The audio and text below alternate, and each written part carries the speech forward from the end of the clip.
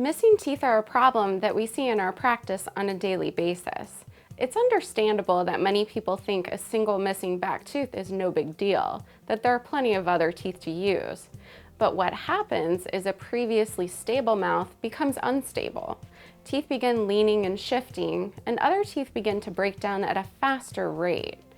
Dental implants are a great option to replace missing teeth. An implant, which is essentially a titanium post, is placed into the jaw. After a period of time, the implant integrates and becomes a part of that person. Then a tooth can be made to fit on top of the implant to restore the missing tooth.